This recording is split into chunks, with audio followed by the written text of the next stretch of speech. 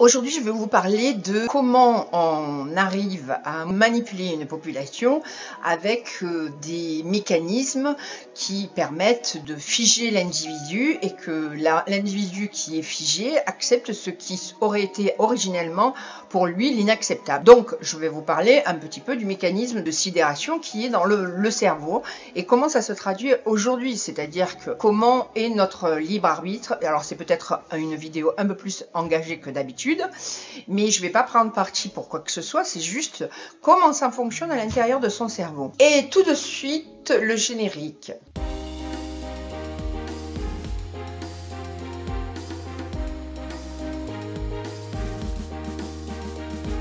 Bonjour, je suis Liliane Clavel-Pardo et vous êtes sur ma chaîne. C'est le meilleur endroit, si je puis dire, pour exprimer sa liberté, exprimer sa conscience et exprimer sa présence. Comme je vous l'ai dit dans une vidéo précédente, j'ai décidé d'être plus dans la notion de liberté, dans la notion de conscience et dans la notion de présence, de vous expliquer les mécanismes du cerveau et comment être bien dans son quotidien en toute sécurité, en toute liberté et en toute santé. Aujourd'hui, je vous parle du trauma collectif suite à cette crise sanitaire et les mécanismes qui sont dans le cerveau. Cette vidéo, je la fais parce que j'ai lu un article hyper intéressant et surtout, j'ai lu quelques articles de la presse internationale qui m'ont fait vraiment réfléchir sur la crise sanitaire et sur le pass numérique. J'ai voulu vous montrer comment fonctionne un traumatisme et qu'est-ce que ça fait sur un traumatisme quand il est collectif. Parler d'abdiquer et la liberté, l'abnégation de la liberté et d'accepter ce qui serait inacceptable, c'est-à-dire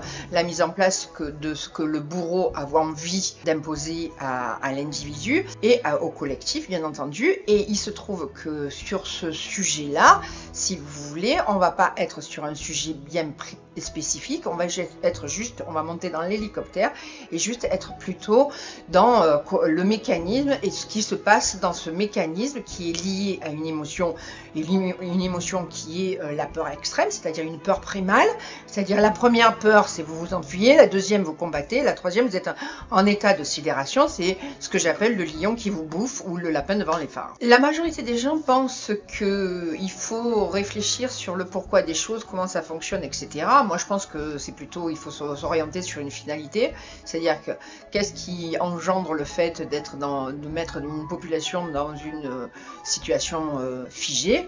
Bon, mais je ne rentrerai pas dans ce détail-là. En revanche, ce que je vais rentrer et je vais faire plutôt ma démonstration sur le mécanisme du cerveau, c'est-à-dire qu'est-ce qui se passe quand vous êtes figé. Et je prends cet exemple-là.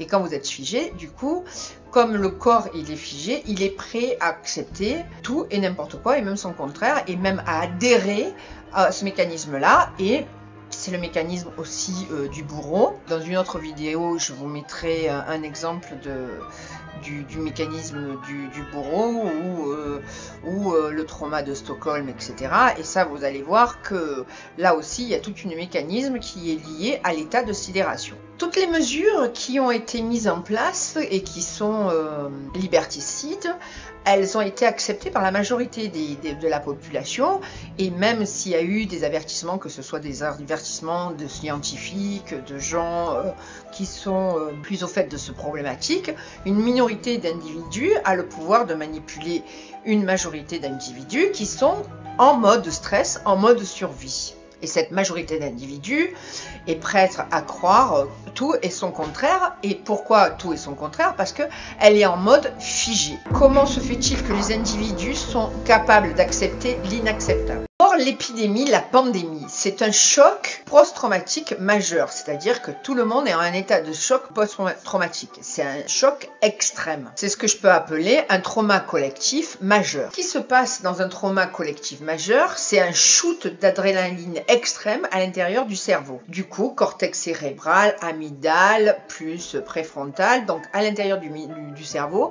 une hormone est injectée de façon massive qui est l'adrénaline. Alors, l'adrénaline, c'est une hormone hormone qui est appelée aussi épinéphrine et qui est principalement sécrétée par les glandes surrénales.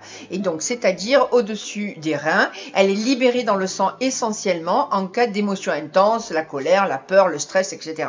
Comme on est sur un trauma collectif majeur, forcément, l'adrénaline explose dans le corps humain. Donc, confinement, couvre-feu, etc., c'est comme si l'individu se retrouvait emprisonné dans un piège.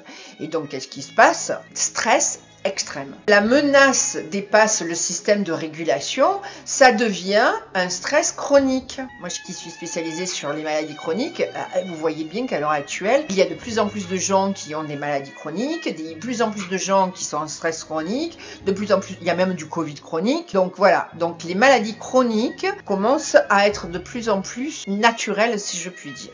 C'est quoi l'état de sidération? La sidération chronique, si je puis dire, c'est comme si en fait vous étiez dans une voiture et que vous accélérez et freinez en même temps. Le sympathique et le parasympathique, ils patinent. Vous êtes en mode de patinage en continu et quelque part, il est difficile, c'est pas le moment. Et donc, ça, comme vous connaissez mon amour pour Joe Dispenza, Joe Dispenza, il vous dit que quand vous êtes en état de stress aigu, c'est pas le moment de créer. Donc, c'est forcément quand vous êtes en train, vous avez le lion qui est en face de vous qui veut vous bouffer, c'est pas le moment où vous allez déguster un bon steak. Donc, si vous arrivez à bouffer un bon steak ou si vous arrivez à être performant intellectuellement ou au travail, c'est parce que vous êtes dans l'évitement. Vaste sujet, je reviendrai aussi sur ce sujet-là ultérieurement. Donc, la sidération, c'est un état de dissociation. C'est pour ça que je vous parle d'évitement. Quelque part, c'est comme si vous étiez une gazelle et qu'en face de vous, vous avez le lion qui veut vous bouffer. Et bien, en fait, vous avez perdu votre capacité à raisonner. Donc, du coup, vous abdiquez et vous autorisez au lion de vous bouffer. Pour faire une analogie par rapport à ce qui se passe, par rapport à cet état de sidération, vous pouvez prendre l'exemple d'un enfant. L'enfant qui est soumis, qui est loyal à l'autorité de ses parents. Hein. Et en fait, si ses parents sont maltraitants, l'enfant n'a pas d'autre choix que d'abdiquer et de se soumettre. Et bien, c'est un petit peu ce qui se passe avec l'état de sidération et d'un trauma collectif majeur. Qu'est-ce qui se passe dans le collectif ou par rapport au collectif et si on l'associe à la description d'un enfant? En fait, l'enfant, qu'est-ce qu'il veut? Il se dit, oui, mais moi, j'ai pas les moyens pour subvenir à moi-même d'une façon, je veux pas m'auto-suffire, j'ai besoin de mon parent pour pouvoir survivre. Et en fait, c'est ça aussi au niveau du collectif. J'ai besoin de ma structure gouvernementale ou du système pour pouvoir survivre. C'est-à-dire que je ne suis pas en capacité d'envisager qu'un autre système peut exister. J'ai perdu mon libre arbitre, j'ai perdu ma capacité à réfléchir, j'ai perdu ma capacité à être dans un certain type de conscience. Donc du coup, je donne à l'autre ma liberté de penser, j'abdique. On est sur une problématique de dilemme d'attachement. L'état de sidération chronique, ça pose un vrai dilemme, un dilemme de choix. C'est-à-dire que ce dilemme de choix, en fait, on va abdiquer sur notre libre arbitre, etc., pour se soumettre à quelque chose qui est de l'ordre de l'indicible, de quelque chose qui est too much. Mais on y va y aller quand même, on va adhérer au truc, même si on n'en a pas envie. Alors, à mon avis, ça pose un problème, comment on sort de là? Mais bon, l'abdication signifie qu'en gros, je dois absolument maintenir la relation quoi qu'il se passe. Et donc, du coup, je suis prêt à abdiquer et accepter ce qui est inacceptable. Donc, dans le cas d'un enfant, c'est les coups, les machins, etc. Et donc, du coup, c'est ça aussi l'état de sidération. On fait cette comparaison de trauma collectif majeur avec justement un enfant maltraité, c'est du même ordre. C'est-à-dire que je ne peux pas survenir à mes besoins, j'ai besoin de cette personne pour pouvoir survivre. Donc, du coup, je vais abdiquer et je vais accepter l'inacceptable. L'identification du bourreau. Donc, il y a un autre syndrome, ce qui s'appelle le syndrome de Stockholm. Donc, en gros, c'est la personne qui est emprisonnée va tomber amoureuse du bourreau. pour simplifier. Ça, en fait, c'est parce que la figure du bourreau, c'est une figure qui est emblématique, c'est-à-dire qu'il y a des expériences que j'ai trouvées hyper intéressantes, c'est que vous mettez une blouse blanche à quelqu'un et c'est un sachant, c'est quelqu'un qui a du pouvoir sur l'autre individu et du coup, avec une certaine façon de parler, etc., l'autre va pouvoir faire des choses qui, en fait, auraient dit non, en état normal, en état de zénitude, si je puis dire, la personne, mais jamais ça lui est venu à l'esprit. Et pourtant, parce qu'il y a quelqu'un au-dessus d'elle qui va l'obliger à appuyer par exemple sur un bouton, elle va appuyer sur un bouton pour faire mal à l'autre sans aucune raison. Et ben, c'est le même principe. Savoir aussi, c'est que au-delà du fait que l'enfant va accepter un père ou une mère despotique, maltraitant, etc., il va aimer en plus ce père ou cette mère despotique. Ce qui est juste hallucinant, mais c'est comme ça que ça fonctionne, quoi. Et c'est ce qu'on retrouve, en fait, dans ce qu'on est en train de vivre au niveau de cette crise-là. C'est-à-dire que, fait même d'être dans des obligations majeures où on prive l'individu de son libre arbitre et qu'on lui fait accepter un pass numérique qui lui permet de perdre sa liberté quand même, hein. Quelque part, c'est ça, c'est la perte de liberté, puisque finalement, l'autre vous oblige à faire ce qu'il a envie que vous fassiez.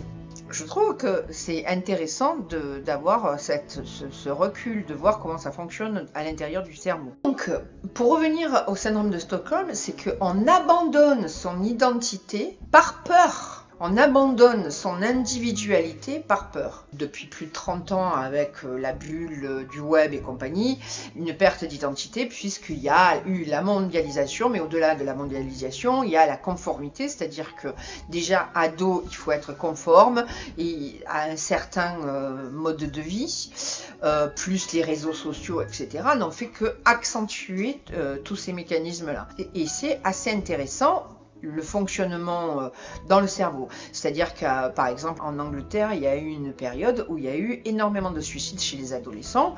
Et en fait, les mécanismes se reproduisent, c'est-à-dire que comment se met en place un mécanisme dysfonctionnel où l'individu est capable de donner à l'autre du pouvoir sur sa propre vie. Et ceux qui veulent laisser leur libre arbitre, du coup, ils sont des boucs émissaires, donc style les anti-vax ou les anti-pass. Donc c'est pas les anti-pass, c'est plutôt les anti-vax. Donc ce deviennent des boucs émissaires et du coup il faut abattre le bouc émissaire. Donc c'est que des mécanismes qu'on connaît, qui sont appris en management, qui sont appris dans l'entreprise, etc. Et pourtant dans la mondialisation et surtout au niveau des pays occidentaux, on est arrivé quand même à manipuler les foules. C'est déjà en 1941 qu'Eric Fromm étend ce concept à l'identification à l'autorité dominante. Donc, l'identification de l'enfant au père dominant ou à la mère dominante, c'est parce que c'est pour calmer l'angoisse qu'il y a à l'intérieur du corps. C'est calmer l'émotion qui est à l'intérieur du corps. La problématique, c'est que comme le trauma est collectif et majeur, si vous voulez, l'état de sidération, les gens, ils sont overblock, ils sont complètement submergés de leur émotion. Donc, il faut absolument la contenir, cette émotion. Donc, comme dans la culture occidentale, la colère, c'est pas bien vu. Il y a personne qui fait sortir ni la colère, ni la peur, ni l'anxiété. Et là, on est sur une peur majeure, une anxiété majeure. Et on est tellement dans une anxiété majeure que l'individu, il veut pas remettre en cause le système. Il veut pas s'opposer à l'autorité parce que s'il s'oppose à l'autorité, il meurt. Pas une meurt psychique, machin et tout. Dans son état d'anxiété, dans son état de stress, il pense vraiment qu'il va mourir et qu'il n'a pas le choix. Il faut qu'il se soumette. On est dans l'emballement mimétique. L'emballement mimétique, l'autre est discriminé, c'est-à-dire celui qui n'est pas conforme, dans le cas en l'heure actuelle, c'est les non-vaccinés. On est dans une mécanique où il faut abattre l'autre qui n'est pas conforme à ce que l'autorité nous impose. On va le discriminer, on va l'enfermer, on va lui interdire l'accès à tout et en fait, on va imposer encore plus de contraintes à celui qui n'est pas conforme pour l'obliger à sa conformité. La théorie du bouc émissaire, c'est pas que le bouc émissaire, il est réellement coupable. C'est parce qu'il faut un coupable, donc c'est la théorie du bouc émissaire. Et enfin, on pense que si on tue le bouc émissaire, la solution va redevenir à la normale. La solution à revenir à la normale, c'est que le pass numérique est obligatoire pour tout le monde. Donc du coup, d'une façon normale, les anti-vax vont disparaître forcément. Il faut les assassiner. Solution extrême quand même. Donc si les gens sont contre le système, donc résistent au système, donc du coup c'est quand même assez...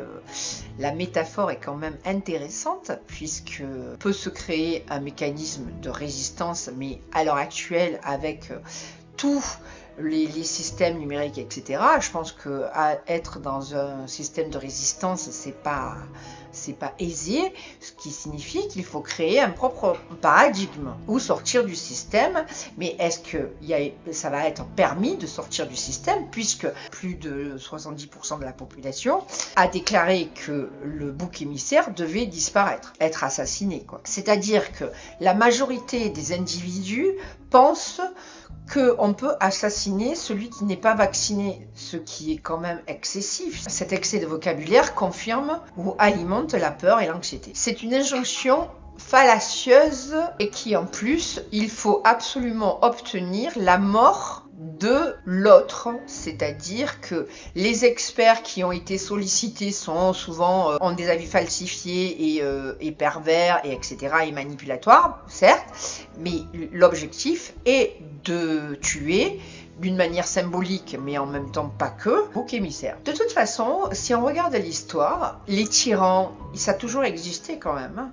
Donc, malgré ce système qu'on est en train de mettre en place, qui est de l'ordre de l'autoritarisme, du despotisme, de la tyrannie, à mon avis, forcément, moi je ne serai peut-être plus là, ça sera peut-être dans 50 ans, voire 100 ans, mais à un moment donné, ça changera. Parce que de toute façon, historiquement, il y a toujours eu des renversements de pouvoir.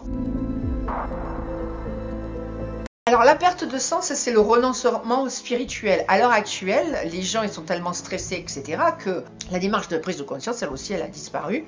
Et je trouve que c'est assez intéressant que ce mécanisme-là, qu'elle disparaisse, parce que justement, si on regarde un peu le paysage, on n'arrête pas de vous parler de liberté, de conscience, de spiritualité, etc. Mais en fait, la majorité des gens, rien, que dalle, ni la méditation, ni etc., etc. Et quelque part dans le cabinet, je le vois aussi en cabinet, c'est que les gens, ils sont tellement stressés, ils sont tellement en mode figé que méditer, c'est compliqué.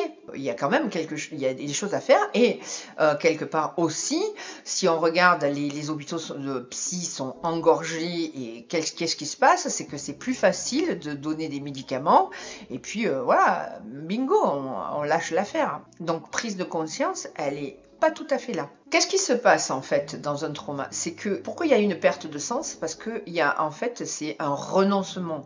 On a renoncé, on a abdiqué. On n'est pas dans le lâcher prise. On a renoncé, on a abdiqué. Ce renoncement, c'est une perte de sens aussi.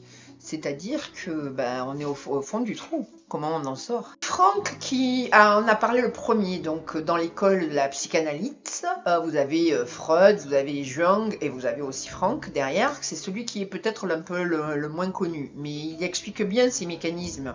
Et pas que lui, il y a aussi Rudolf Schneiker aussi qui lui a créé un certain type d'école qui lui aussi parle de ces mécanismes-là, qui sont cortex cérébral, donc cerveau reptilien, qui sont sur justement un problème fondamental, c'est-à-dire qu'après on en a parlé aussi avec Maslow, les besoins fondamentaux c'est le logement, l'habillement, la bouffe, mais aussi la sécurité, et tout en haut de la pyramide on a le transpersonnel. Mais dans Franck, ce qu'il dit c'est que le besoin de donner du sens à sa vie commence quand même aussi par la base, c'est-à-dire que pourquoi je mange, je bois et je dors, etc., j'ai quand même besoin d'un minimum de connaissances par rapport à ça. Et quand on est en trauma majeur, ça on l'a zappé. Et donc du coup donner du sens à sa vie c'est un peu compliqué. Pour Franck, à l'inverse de Freud, il base sa théorie sur le principe du plaisir, c'est-à-dire que tout être humain est orienté et motivé et a une motivation primaire qui oriente sa vie. Et il pense qu'une des principales névroses de l'individu, c'est la perte de sens. Et là, en fait, quand même, dans cette crise sanitaire, la perte du sens, elle est magistrale. Et en fait, on la retrouve dès le début de la crise. Donc, pour revenir, Franck, il dit que si on trouve du sens à sa vie, c'est-à-dire que si on a véritablement du sens à sa vie, la pression diminue et donc du coup la souffrance diminue. La souffrance, ce que je vous rappelle, c'est les émotions qui sont dysfonctionnelles, hein, c'est la douleur, c'est dans le corps, c'est le somatique. Donc du coup, si vous avez un objectif, et c'est ça aussi d'être dans l'action, c'est-à-dire qu'il y a des gens qui moulinent sans arrêt sur leur peur, et il y a des gens qui moulinent sans arrêt sur leur maladie, et ils ont tous les maux de la planète. Et il y a des gens qui vont mourir, et qu'en fait, ils vont super bien parce qu'ils sont passés à autre chose. Ils ont du transpersonnel, ils ont eu des croyances qui sont plus fortes que tout, et c'est comme ça aussi que ça fonctionne dans les rémissions spontanées. D'ailleurs, j'aimerais bien voir les chiffres de rémissions spontanées à l'heure actuelle. Je vais parler de la crise spirituelle. Alors, moi, j'ai une méthode que j'ai appelée AGI, qui s'appelle approche globalistique, intégrative et spirituelle, que je me sers dans les lourdes maladies que j'accompagne, comme la maladie de Lyme, les douleurs chroniques, les maladies chroniques. Et c'est pour ça que j'aime bien ça, c'est-à-dire que dans tout ce qui est les rémissions spontanées, c'est ce qu'on voit, on le constate, c'est qu'il y a une dimension qui est encore plus importante, c'est-à-dire qu'il y a quelque chose qui va être de l'ordre d'une motivation, mais d'une motivation positive. Et du coup, dans cette motivation positive, on va libérer dans le cerveau d'autres hormones, qui sont des endomorphines, l'oxytocine, etc., qui permettent d'aller de l'avant et qui permettent de donner du sens, etc. Alors, on le retrouve dans les grands sages bouddhistes et compagnie, mais en ce qui concerne l'Occident, c'est mal vu quelque part, la religion, la spiritualité, etc. On est dans une société de consumérisme, de consommation, et donc du coup, c'est un peu compliqué de dire waouh, la béatitude, parce que la béatitude, c'est pas très marchand. Il y a quand même cette partie-là, si je puis dire, qui fait qu'il y a d'entrée de jeu un dysfonctionnement dans le cerveau et le corps. C'est un peu mon dada, c'est-à-dire cette dichotomie entre le cerveau qui dit oui, je vais bien, et le corps qui est complètement stressé et où la personne elle a coupé son accès aux émotions, quoi. Donc c'est pas sûr que cette vidéo soit très bien vue par mais en fait c'est comme ça que ça fonctionne dans le cerveau. Donc c'est le mécanisme qui est mis en place, quoi. Derrière, je trouve que c'est intéressant, ce mécanisme qui est lié à la peur. Et le pire, c'est que ces mécanismes-là, ils ont été étudiés dans mi-19e siècle jusqu'à il y a 30 ans. Il y a énormément de bouquins, il y a énormément d'études sur ce fonctionnement du collectif, en fait, et en plus on a eu quand même la guerre 40-45 où le fonctionnement du bourreau, le syndrome de Stockholm, etc. ont été énormément étudiés, quoi. Et il y a plein de gens qui ont dit jamais plus, mais en fait, voilà, l'histoire c'est juste un renouvellement, il faut rester là-dessus. Je trouve que c'est quand même hyper intéressant. Pour finir avec ces vidéos, je vais vous parler plutôt d'un exercice de calme, c'est-à-dire que je suis en mode stress et en fait ce mode de stress, c'est comment je crée à l'intérieur de moi un espace suffisant pour ressentir à l'intérieur de mon corps ce calme. Tout d'abord, il faut concentrer son attention sur son estomac et au-delà de concentrer son attention sur l'estomac, il va falloir petit à petit faire des respirations qui permettent de fluidifier l'air et très souvent, et donc du coup je vous conseille de regarder d'autres vidéos sur la relaxation et compagnie parce que très souvent le diaphragme il est bloqué. Et du coup, la fluidité de la respiration, elle est compliquée à faire. Donc, la première chose à faire, c'est de porter son attention sur son estomac, de fermer les yeux, de respirer et de faire des respirations hyper fluides. Plus vous allez faire des respirations fluides, plus forcément, vous allez pouvoir vous détendre. Donc, ce petit exercice, c'est un exercice qu'il faut faire tous les jours, mais même plusieurs fois par jour pour justement que votre corps, il se détende et soit moins en mode de stress. En conclusion, je pense que l'homme, dans son humanité, il a le droit et le devoir de choisir ce qu'il a envie de vivre et aussi de vivre au niveau spirituel. Il se trouve que malheureusement, la pression du groupe est hyper importante. L'acte de création, si vous voulez, c'est aussi de dire ok, qu'est-ce que je fais en pleine conscience, qu'est-ce que je fais dans mon esprit en pleine conscience, quels sont mes choix, qui j'écoute, comment je peux regarder ce qui est pour moi la vérité. À mon avis, c'est un autre sujet encore très intéressant à étudier. Bon, sur ce, je vous dis à très bientôt. J'espère que cette vidéo qui est un peu plus engagée que d'habitude vous a plu. Laissez-moi des commentaires en dessous. Je vous rappelle juste que je ne suis pas sur une polémique de est-ce qu'il faut se faire vacciner ou pas. Je suis plutôt sur comment ça fonctionne dans votre cerveau. Et si vous êtes figé, si vous êtes stressé, si vous êtes en mode survie, c'est un peu normal. Du coup, parce que le trauma, il est collectif et il est majeur. C'est un stress post-traumatique. C'est de l'ordre du Bataclan. Je vous dis à très bientôt. Laissez-moi des commentaires. Je vous ferai un plaisir de vous y répondre. Si c'est toujours pas fait, abonnez-vous à ma chaîne et un pouce si vous avez aimé la vidéo et si vous l'avez suivi jusqu'au bout.